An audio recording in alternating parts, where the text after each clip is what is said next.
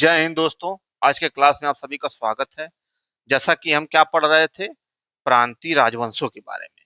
यानी कि मध्यकाल में जो प्रांतीय राजवंश नए आए या जो स्वतंत्र अपने आप को स्वतंत्र घोषित कर लिए, उनके बारे में हम पढ़ रहे थे। यानी कि दिल्ली सल्तनत का विघटन जब तुगलक काल से शुरू हुआ तो उसी समय से नए नए प्रांतीय राजवंश आए, कुछ पुराने अपने आप को स्वतंत्र कर लिए। उन्हीं के बारे में हम लोग पढ़ रहे हैं। ठीक, तो उन्हीं के क्रम में मैंने उसको बताया भी था आपको कि उत्तर भारत दक्षिण भारत कैसे है, उत्तर भारत में क्या पढ़ना है, दक्षिण भारत में क्या पढ़ना है। तो अभी हम उत्तर भारत के प्रांतीय राजवंश के बारे में हम लोग पढ़ रहे हैं, जिसमें मैंने आपको पीछे के क्लास में जौनपुर के बारे में बताया। ठीक, और आज हम उसी क्रम में आगे बढ़ते हैं, कश्मीर के बारे में पढ़ते हैं। ठीक, तो आइए हम स्टार्ट करते हैं। कश्मीर, प्रांतीय राजवंश कश्मीर। अच्छा, अभी मैं आपको कश्मीर के बारे में जो भी इतिहास बताऊंगा, जो भी चीजें बताऊंगा, उस चीज की जानकारी हमको कहाँ से मिलती है? तो राज तरंगिणी से मिलती है। यानी कि कश्मीर के इतिहास का स्रोत क्या है? राज तरंगिणी है। अच्छा, राज तरंगिणी यह भारत की पहली ऐतिहासिक पुस्तक है। राज तरंगिणी भारत की पहली ऐतिहासिक पुस्तक है। इस बात को भी आप जानते रहिएगा। ठीक, अच्छा, राज तरंगिणी के लेखक मैंने यहाँ 3 लिखे हैं। इसका क्या मतलब है? इसका मतलब ये है कि राज तरंगिणी कई पार्ट में लिखी गई है। कई पार्ट, जैसे मूवी आती है ना, पार्ट 1 पार्ट 2 ऐसे करके, इसी तरह राज तरंगिणी भी कई पार्ट में लिखी गई है। लेकिन आप इनको जानते होंगे कल्हड़ के बारे में, कि कल्हड़ ने जो है राज तरंगिणी नाम की पुस्तक लिखी है। बाकी इनको भी जानते रहिए, जोनराज तथा श्रीवर और प्राग्ञ भट्ट। ठीक, तो कश्मीर के इतिहास के बारे में जानकारी हमको राज तरंगिणी नामक पुस्तक से मिलती है। यानी कि कश्मीर के इतिहास का स्रोत क्या है? राज तरंगिणी है। ठीक है, ये आपको अब क्लियर हो गया होगा। अच्छा, कश्मीर का सबसे प्रसिद्ध शासक जैनुल आबादीन है, 1420 से 1470। ये दिमाग में मत रखिएगा। जैनुल आबादीन बहुत ही प्रसिद्ध शासक है। अच्छा, इसकी पुस्तक जो कश्मीर राज तरंगिणी पुस्तक और ये शासक दोनों महत्वपूर्ण है। इस दोनों को आपको पूरे अच्छे से पढ़ना है। ठीक, तो आइए हम थोड़ा सा जैनुल आबादीन के बारे में पढ़ते हैं। ठीक, अच्छा, एक चीज और मैं आपको बता दूं कि जब कश्मीर बना तो उसमें 1301 में सुहादेव ने हिंदू राजवंश की नींव रखी।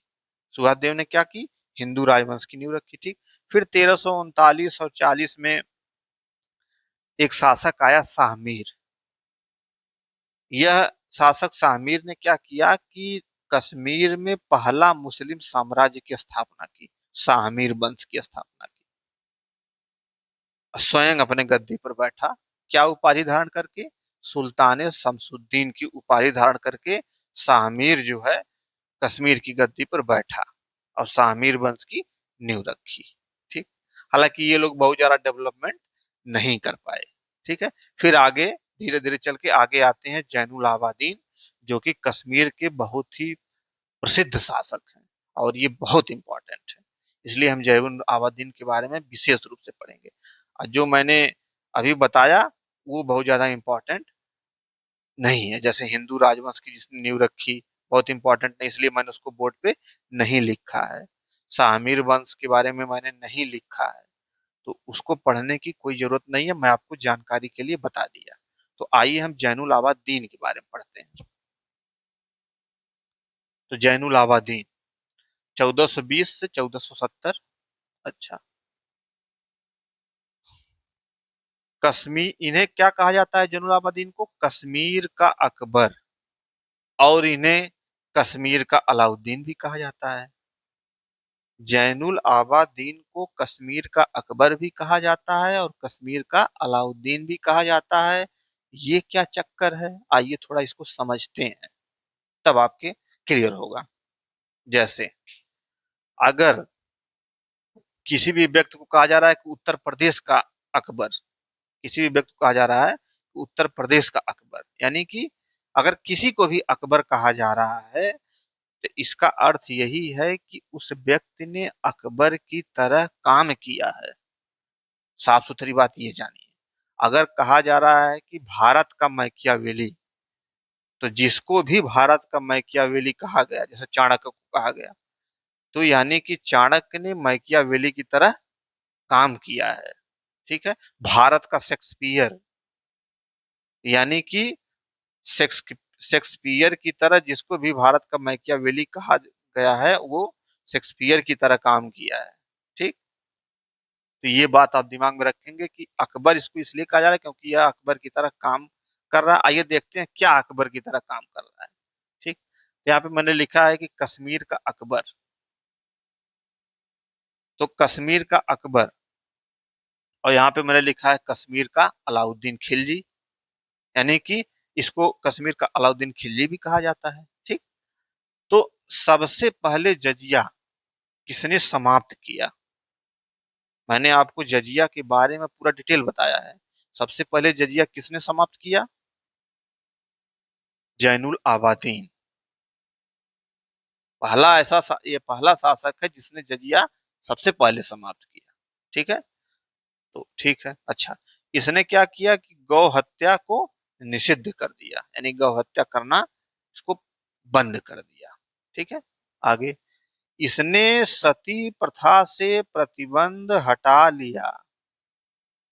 सती प्रथा से प्रतिबंध हटा लिया। सती प्रथा पे बैन नहीं किया, सती प्रथा से प्रतिबंध ही हटा लिया। यानी कि हिंदुओं की भावनाओं को का ध्यान रखा।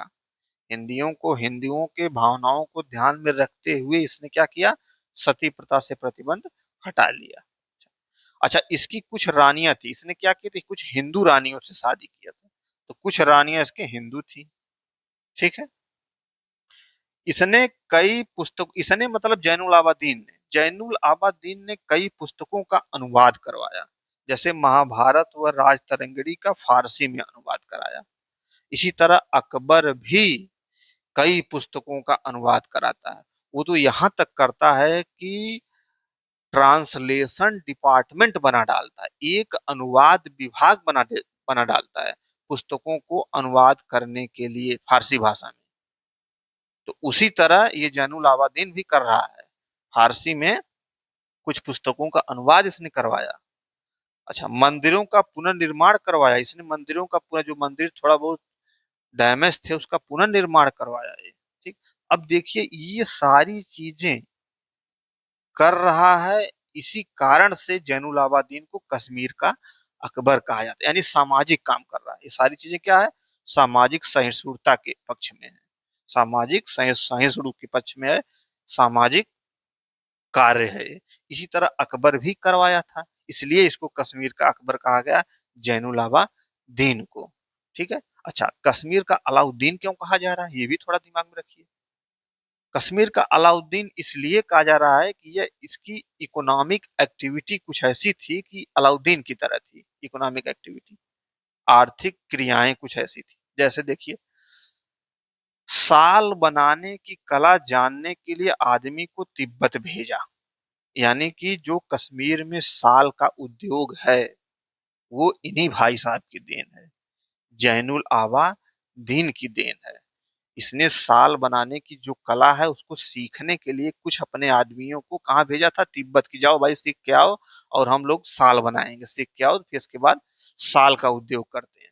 तो कश्मीर में जो साल का उद्योग है वो इन्हीं भाई साहब की, जैनुल आबा दीन की देन है। बाद में मुगल काल में जो है साल के उद्योग का वर्णन कुछ इतिहासकार, कुछ लेखक करेंगे, साल के उद्योग का वर्णन मुगल काल में। ठीक है। तो हम जब मुगल काल पढ़ेंगे हम लोग, वहां पे समझेंगे।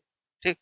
अच्छा, इसने क्या किया कि जैनुल आबादीन ने क्या किया कि लकड़ी के कार्य को प्रोत्साहित किया। कश्मीर में जो लकड़ी का कार्य है उसको प्रोत्साहित किया किसने? जैनुल आबादीन ने।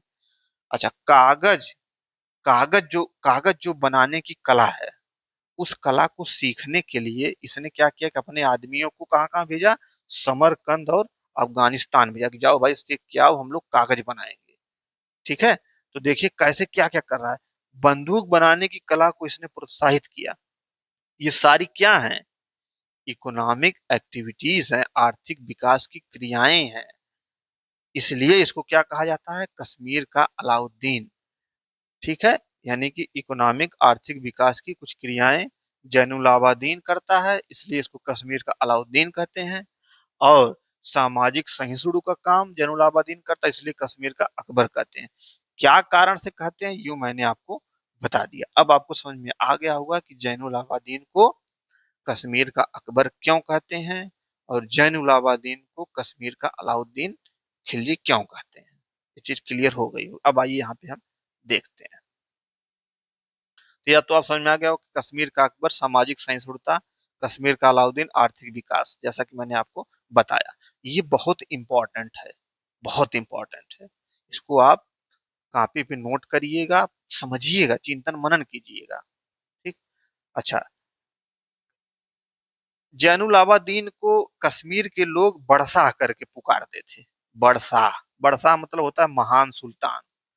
ठीक। तो अगर आप कश्मीर में कभी कभी जाएंगे तो जो मोनूमेंट्स बने इसके समय के, उस मोनूमेंट्स पे आप ज्यादातर देखेंगे बड़शाह लिखा होगा। इसका मतलब यही है कि कश्मीर के लोग इसको बड़शाह करके पुकारते थे, ये इसकी टाइटल थी। ठीक। अब बड़शाह का मतलब क्या होता है, महान सुल्तान। ठीक। तो ये भी आप इसको जानिएगा। इसको तीन चीजें कहते हैं, एक तो कश्मीर का अकबर, एक कश्मीर का अलाउद्दीन और एक बड़शाह, जो कि इसकी एक टाइटल थी, उपाधि थी। अच्छा, जजिया व गौवध निषेध, जैसा मैंने अभी आपको बताया, सबसे पहले जजिया क्या किया इसने, समाप्त किया, और गौवध भी निषेध किया।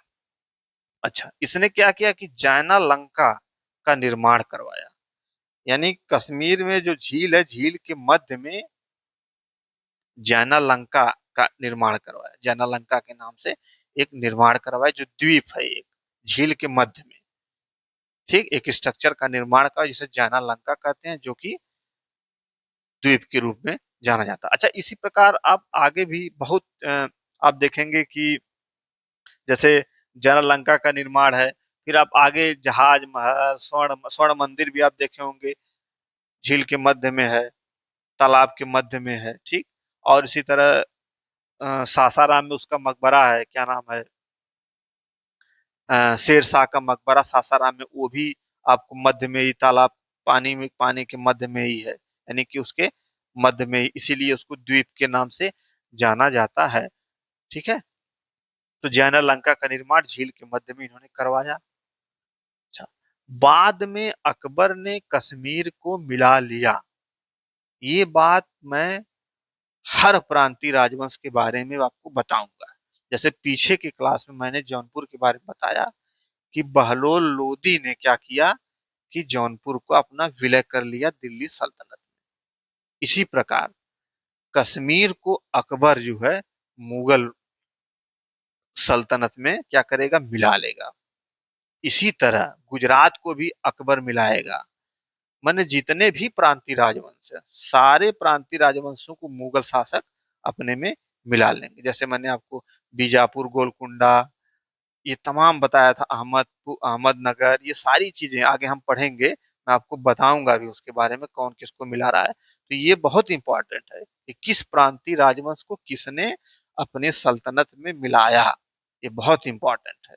ठीक है। तो इस बात को आपको दिमाग में रखना है, बहुत इंपॉर्टेंट है, बहुत इंपॉर्टेंट है। ठीक। अकबर, ज्यादातर अकबर ही जो है उत्तर भारत के राज्यों को मिला लेता है। उत्तर भारत के जितने भी प्रांतीय राजवंश ज्यादातर अकबर मिला लेता है, बचते हैं दक्षिण भारत के। तो जब अकबर जो है दक्षिण भारत के गेट तक पहुंचते पहुंचते अकबर की मृत्यु हो जाती है, और अकबर के बाद शाहजहां और औरंगजेब आते हैं। तो जो बचे हुए राज रहते हैं उसको शाहजहां और औरंगजेब मिलाते हैं दिल्ली सल्तनत। तो वो खैर उसकी आगे कहानी है, मुगल पीरियड की कहानी है, उसमें मैं आपको बताऊंगा। तो ये आपको अब समझ में आ गया होगा कश्मीर के बारे में कि कश्मीर में क्या क्या है। ठीक। कश्मीर में पहला मुस्लिम शासक कौन था, कौन था, मैंने आपको बताया था शाह मीर, जो कि बोर्ड पे मैंने नहीं लिखा, इसलिए नहीं लिखा कि बहुत इंपॉर्टेंट नहीं है, लेकिन आप दिमाग में रखेंगे। तो सबसे महत्वपूर्ण शासक कश्मीर का कोई है तो जैनुल आबादीन। अकबर इसको क्यों कहते हैं, अलाउद्दीन इसको क्यों कहते हैं, किस पुस्तक से इसकी कश्मीर की जानकारी मिलती है, राज तरंगिणी, ये तमाम चीजें मैंने आपको बताया, जो कि बहुत ही इंपॉर्टेंट है। ठीक। तो ये हो गया कश्मीर का इतिहास। अब आगे हम क्या पढ़ेंगे, मालवा का इतिहास, मालवा के बारे में। ठीक है। तो मिलते हैं आपसे अगले लेक्चर में। Thank you.